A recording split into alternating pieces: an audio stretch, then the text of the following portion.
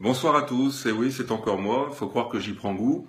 Et je voulais déjà dans un premier temps vous remercier pour vos très nombreux messages d'encouragement.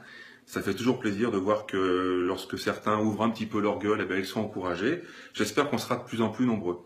Alors ce soir, j'aurais aimé évoquer avec vous un sujet qui me tient à cœur, parce que on est tous amenés dans les jours qui viennent, les mois, les années, à voter. On va voter, alors pour qui voter? C'est toujours la question qu'on se pose. On va voter pour Pierre, pour Paul, pour Jacques, on va voter blanc, on va s'abstenir. C'est une bonne question, n'est-ce pas?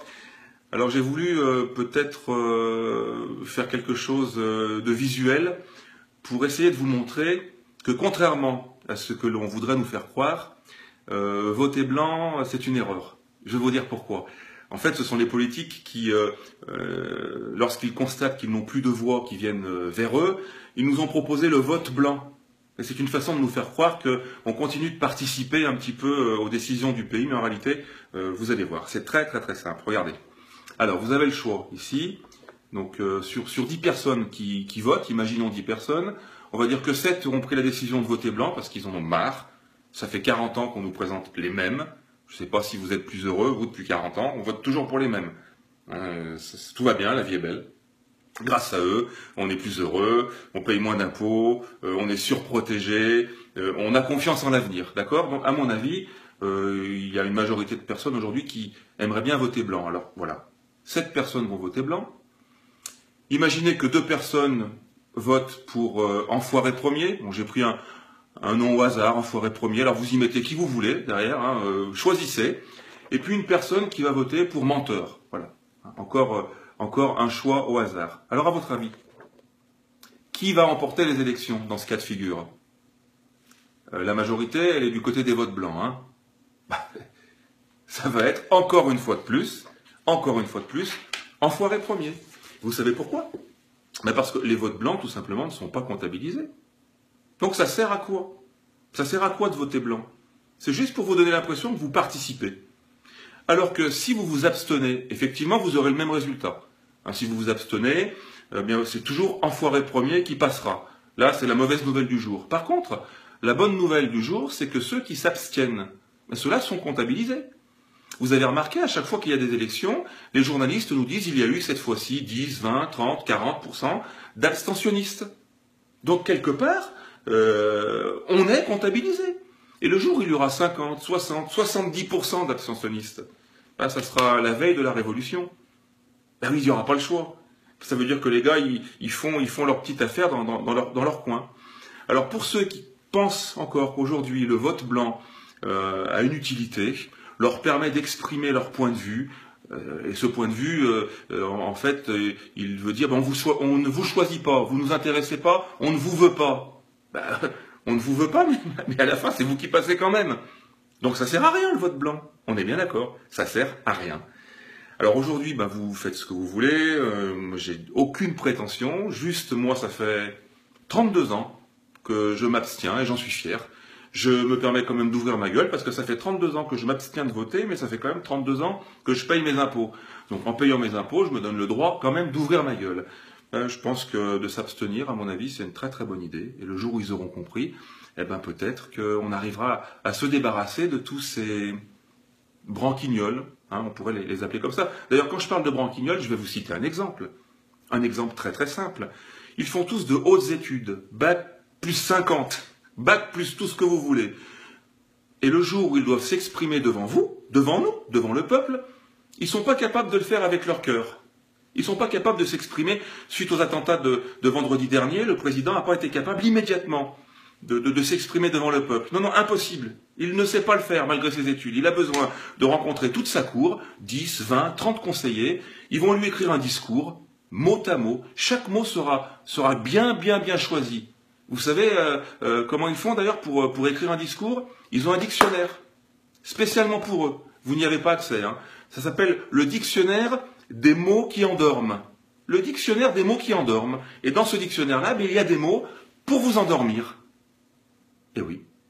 Donc, ils font un discours avec des mots bien choisis. Il leur faut 2, 3, 4, 5 heures. Ils ne sont pas capables de s'exprimer comme ça, comme je le fais avec vous, sans se préparer à l'avance, avec le cœur. Alors peut-être avec des fautes grammaticales, des fautes de conjugaison. Non, non, non. Ils ont besoin qu'on leur écrive leur discours. Et notre président va vous lire pendant 2, 3, 4 minutes un discours qui aura été totalement écrit de A à Z, qui n'exprime même pas ses pensées. Alors comment voulez-vous qu'il soit crédible face au peuple? Chaque mot est étudié, choisi, pour nous manipuler, pour nous endormir. Et nous on dort, tranquille, et eux ils sont contents. Regardez l'autre, là, le petit qui aboie, le petit Requet, le Premier ministre. Il nous a fait l'année dernière toute son histoire sur la quenelle. L'origine de la quenelle, d'où vient la quenelle, l'acte que cela représente. Mais cette quenelle-là, c'est un geste. Certains le font effectivement avec des arrière-pensées néfastes, d'autres le font avec l'idée de dire « va te faire voir ». Et là encore, je suis gentil. Mais lui, qui est contre la quenelle, valse. Tous les jours, il nous en fait une de quenelle. Tous les jours, il nous fait une quenelle. Écoutez ses discours. À chaque fois qu'il s'exprime, c'est une quenelle face aux Français. Alors aujourd'hui, comme il commence à s'inquiéter un petit peu tous, parce qu'on sent que le peuple bouge, en a marre, il est arrivé au bout, alors ils nous font croire qu'ils interviennent, que cette fois-ci la sécurité est en place, qu'ils vont enfin s'occuper de nous. Enfin, comme je le disais dans ma précédente vidéo, ils ont trouvé subitement les moyens financiers pour nous protéger. On est bien d'accord, vous l'avez compris, et ça me touche vraiment, c'est du cinéma tout ça. On est bien d'accord, je vais le répéter, c'est du cinéma. Comme c'est du cinéma, mais maintenant il faut qu'on soit nous aussi responsables de nos décisions, responsables de nos actes. Donc, quand vous allez prendre la décision de voter, réfléchissez bien. Réfléchissez bien. Parce que si vous mettez encore au pouvoir enfoiré premier, il ne faudra pas vous plaindre. Il ne faudra pas vous plaindre. Alors, vous avez remarqué, on est dans une démocratie. Pour moi, la démocratie, telle que nous la subissons aujourd'hui, en réalité, c'est une dictature à durée limitée. Démocratie, c'est une dictature à durée limitée, sauf que les démocraties se suivent les unes après les autres, donc en fait on est en dictature à durée illimitée. On n'a plus le droit de rien faire dans notre pays. On n'a plus le droit de décider de notre vie, des choix que l'on va faire. Dès qu'on bouge le petit doigt, on se fait taper dessus. Et vous allez continuer de voter pour ces gens-là. Alors voilà, donc mon message de ce soir, il était simple. Au risque de me faire taper sur les doigts, mais c'est pas grave, je pense que plus nombreux on sera à ouvrir notre gueule, eh bien plus on sera fort. Effectivement, comme on dit, c'est l'union qui fait la force. En plus, on est tous d'accord, la majorité d'entre nous, on est tous d'accord. Ces gens-là nous polluent la tête, nous polluent la vie depuis 40 ans, voire plus. Alors qu'on vit dans un pays où on pourrait être beaucoup plus heureux, au niveau de nos égalités, au niveau de plein de choses. Regardez, je vais citer un autre homme politique, franchement, comme tous les politiques, je ne peux pas le supporter. Mais ce gars-là, quand il fait pas de politique, quand il sort de ses idéologies stupides, mais il devient intelligent. Mélenchon. Mélenchon, ce gars-là, c'est un clown de service. Quand vous voyez s'exprimer sur les plateaux de télévision, il fait le cirque. C'est un gars, il est là pour faire son cirque. Mais quand il sort de ses idéologies, ce qu'il dit est assez sensé. Comment aujourd'hui mettre à terre Daesh, par exemple? Comment supprimer leurs moyens financiers? Il s'est exprimé sur plusieurs plateaux télé, et ce qu'il propose tient la route.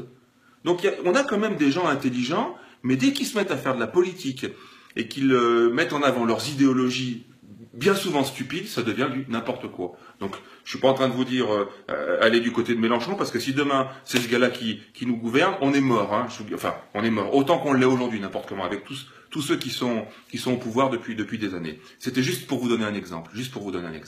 Alors voilà.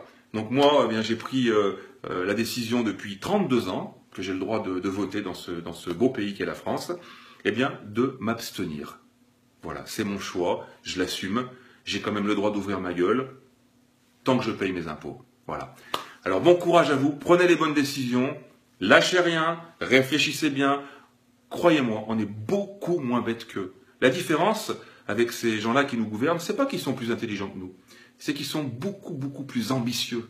Beaucoup plus ambitieux. Ils ont un ego surdimensionné. C'est ce qui fait leur différence avec nous. Mais l'intelligence, ils en ont pas. D'ailleurs, ils sont en train de le prouver aujourd'hui.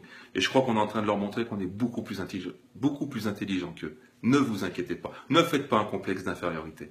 Voilà. Ayez confiance en vous. Courage. Je vous embrasse très fort. On est ensemble et on est costaud.